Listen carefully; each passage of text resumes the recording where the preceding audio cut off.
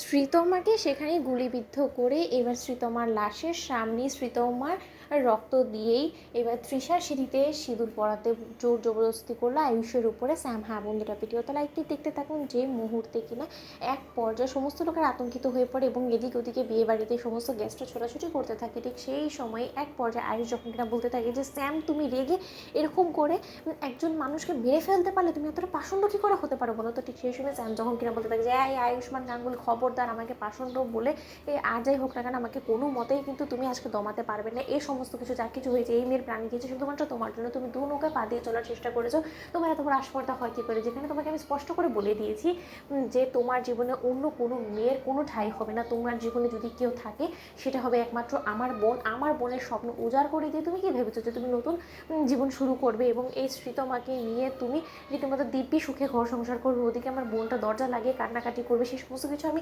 বরদাস্ত করবো? এক মিনিট, আরও একটা কথা আমি সমস্ত লোকেদেরকে স্পষ্ট করে বলে দিয়েছি, এই লাশ কোথাও যাবে না। এই লাশের উপস্থিতিতেই রীতিমতো আমার বোনকে তোমাকে বিয়ে করতে হবে আয়ুষ্মান গাঙ্গুলি। যদি আমার বোনকে তুমি বিয়ে করতে রাজি না হও এই আসরে, তাহলে তোমার কপাল অশেষ দুঃখ তো আছে।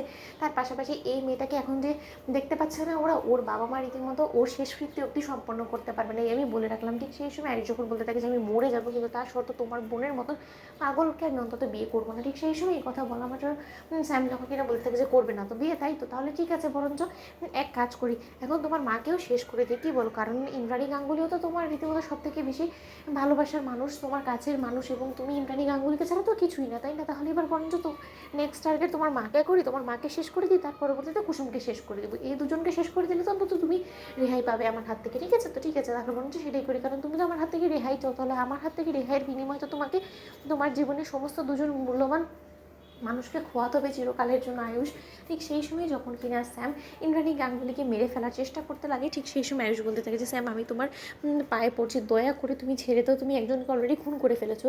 ঠিক সেই সময় সিদ্ধার্থ যখন বলতে থাকে যে আমি তো একটা জিনিস বুঝতে পারছি না, এখনও পর্যন্ত তোরা ওর কথা শুনছিস কেন? এক্ষুনি ইন্সপেক্টরকে কল করে এরকম একটা দাগি আসামি কোনো মতে এখান থেকে যাতে পালাতে না পারে, ওরে ওর তো জায়গায় রীতিমতো হাজতে, ও এখানে কী করছে? ঠিক সেই সময় শ্রীতমার বাবা মাকে যখন কিনা স্যাম বলতে থাকে যে আপনারা জানতে চাইবেন না যে আপনার মেয়েটা অসহায় নিরীহ হওয়া সত্ত্বেও কেন আপনার মেয়েকে প্রাণ দিতে হলো, এই সমস্ত কিছুর দায় কিন্তু আয়ুষ্মান গাঙ্গুলিকেই নিতে হবে। তার কারণ আয়ুষকে আমি বারবার করে বলেছিলাম যে আয়ুষ আমার বোনটা তোমাকে পাগলের মতন ভালোবাসে, তাই আমার বোনকে তুমি বিয়ে করো, এর বিনিময়ে আমি সমস্ত কিছু তোমার কথা মেনে নেবো। কিন্তু ও আমার কোনো কথাই শুনিনি, তাই এক পর্যায়ে আজকে এই বিয়ের আসরে আমি রীতিমতো আমার বোনকে নিয়ে আসতে বাধ্য হয়েছি। এবার আয়ুষ্মান গাঙ্গুলি তুমি যদি আমার কথা অনুযায়ী তুমি আমার বোনের স্মৃতিতে সিঁদুর না পড়াও এক্ষুনি, তাহলে কিন্তু আরও কয়েকজনের লাশ এখানে পড়ে যাবে, তখন কিন্তু তুমি এই সমস্ত কিছুর জন্য আফসোস করবে এবং আমাকে কোনো মতে দায়ী করতে পারবে না। তো বন্ধুরা লাইক কমেন্ট শেয়ার করে সাবস্ক্রাইব করতে ভুলো না।